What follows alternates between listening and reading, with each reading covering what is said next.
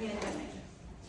And as we all know, as was brought out earlier by our lovely Carmen, the pandemic was a lot, right? This global pandemic impacted and affected every single person.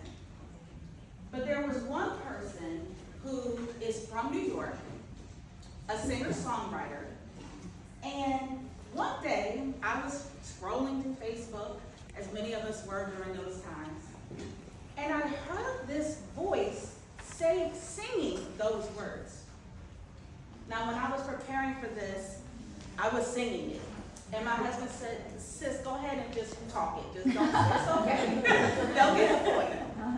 But I remember sitting there hearing this, and I thought, what is this? What is going on? Why is this person singing this? And I stopped and I watched this beautiful young lady singing this song. And she was going live, and she was like, repeat after me. This person, Olivia Kay, from New York, singer-songwriter, who was greatly impacted, as many people, from the pandemic. In fact, as we know, again, we all suffered, but New York was one of those places that was hit the very hardest when it comes to the COVID pandemic. And so you can imagine a young singer-songwriter, excited, growing their talent, their business, and the pandemic happens, and now they can't really get out. They're stuck at home, on top of all the loss and everything that was being experienced. So what would she do? She decided to take her gift and be intentional. And maybe it wouldn't bring money that she was losing, but if she could spark just a small bit of joy and hope, then it would be worth it. And so she started going live singing these songs, singing her songs, and that one became one of her signature songs. I lead with that because when we talk about overcoming transitions and challenges and things like that, many of us experience our own personal pandemic-like situations in life, right? Heartbreak, relationships ending, illness, all kind of things.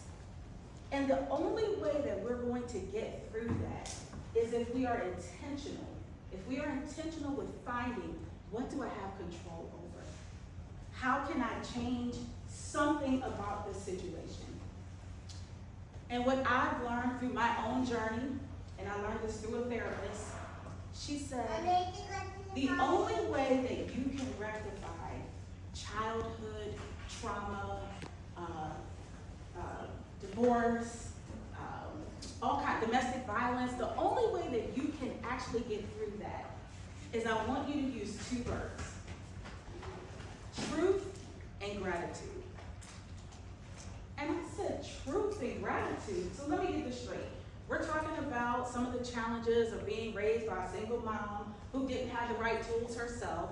We're talking about all these painful things. We're talking about a first marriage that was horrible, that left me in all these mental and emotional places. If you're saying the key, the remedy is truth and gratitude, what do I have to be grateful for? And you know what she said? You're here. And I thought about that. She said, because there are people who went through exactly what you're talking about, and they are not here. And I said, okay, you got anything else?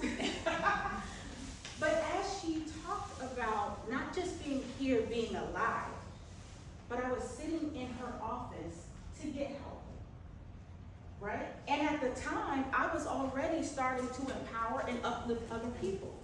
So what did that show? By being able to acknowledge gratitude of where we are, that unlocks empowerment. And then let's talk about the truth piece, because often we state what we've gone through, right? We talk about these things. So we're being truthful.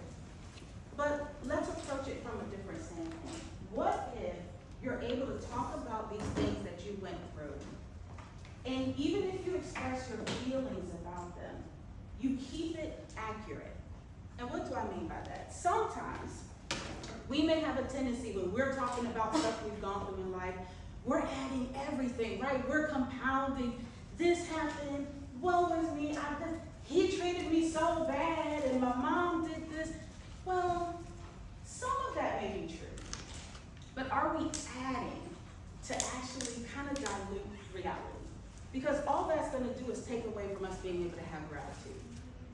So when we think about truth, what I want you to leave from here thinking about is those situations that you may be still recovering from. How can you approach it with truth and accuracy and gratitude? Because gratitude is what leads to empowerment. And so let's talk a little bit about some of the things that we transition from. So that's kind of my whole topic today, getting through the transitions of life. Because I know when I coach people, sometimes they're like, okay, that's nice, but what about this failed relationship? What about the 30 years that I was with this person and they up and left me? How can I recover from that? Truth and gratitude. You are here, right? You are still here. Again, there are people who have gone through this and they are not here. So there's always space for gratitude. But then the question becomes, are you going to move differently now? Are you going to make different decisions, different choices? There's gratitude in that, right? Because you still, as painful as it is, you still are able to walk away with something that will make your life better for future decisions. Truth and gratitude. Some other things. What about loss of jobs? Can you still have truth and gratitude when you lose a job? There's always space, right? And it's hard. I get it. It's hard, right? Because especially maybe you're the main provider, but again, if you allow yourself to sit in the space of gratitude, what did we say? That leads to empowerment. So that means you're getting out there. I love what Carmen was saying earlier, right? You get out there because I can, right? That's where that's truth and gratitude. I actually can do something. That's where creativity comes in. People start businesses often because something failed, right? So again, approaching it with truth and gratitude. Bodies changing, I have on this list. Now, as was mentioned in my bio there about perimenopause, it can be hard to find truth and gratitude. Where are my perimenopause ladies in the room? You don't have to raise your hand, but you're probably hot, because I am, right? But again, truth and gratitude. So I have a whole program and book about aging without judgment. Why? Because society will tell us that this season of our life is somehow, we're supposed to look a certain way. If our hair is gray, it shouldn't be. If we have wrinkles, they shouldn't. All this judgment, but gratitude. Because the opposite of not going through this stage of life is not being here, right? So we learn to embrace it. We can have truth, we can have gratitude, we can get our fans, we can do all the things, we can try to be healthy, we can try to exercise. See, again, gratitude leads to empowerment. So let's talk a little bit more about the truth. Some people might say, well, I'm still suffering, I'm still down, I'm still feeling bad about whatever the situation is. You know what? That's okay. I am a person who, if you know, the short version of my story, I went through major depression. I attempted to end my life by the time I was 18. By the time I was in my early 20s, I had attempted a couple of times. And in 2004, I was in a hospital, upset that my attempt had not been successful.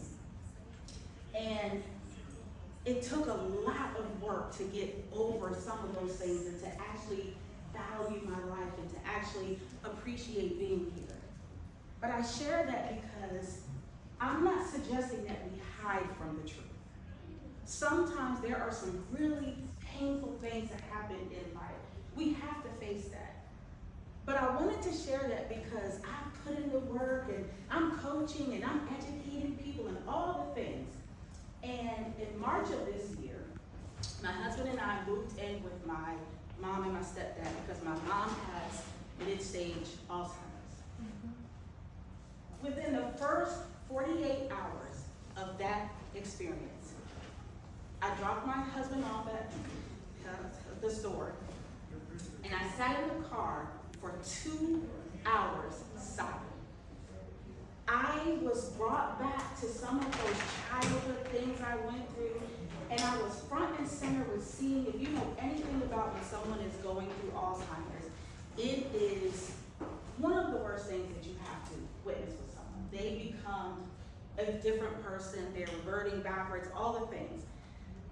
And in the first 48 hours, I was like, I cannot do this. But, you know, I'm strong, I'm trying to handle all the things, and I'm doing all the things. And then 3 months after that, I went for my regular doctor's appointment, and I've been like exercising down about 80 pounds, thank you very much. But I'm like doing all the things, and I'm watching my diabetes and all the good things that I've been working on. And I go to my doctor's office, my blood sugars were up, my weight was up, everything was off. And he says, well, Liletta, what is going on? I broke down in this doctor's office. The coach, the whatever, all the things were out the window. In that moment, it was like I didn't have any tools. Fortunately, my doctor's office, they have therapists there, which they brought one in. And we set up some time to talk. And in our first session, she said, I just want you to take a moment and acknowledge the heaviness that you're experiencing. You're in a different chapter right now. She said, don't you say something about truth and gratitude? And I said, oh, I didn't mean to tell her that part. But that's exactly what I had to do. The truth is, this is hard. I wasn't equipped, there's no training for taking care of a parent who has Alzheimer's. Even if you get the book knowledge, there's no really emotional training for that. So I had to accept the truth. I also had to accept the truth that it's going to get worse. And I might not be qualified to be front and center to watch this process. And that was okay, because guess what? Now I can go into the gratitude space.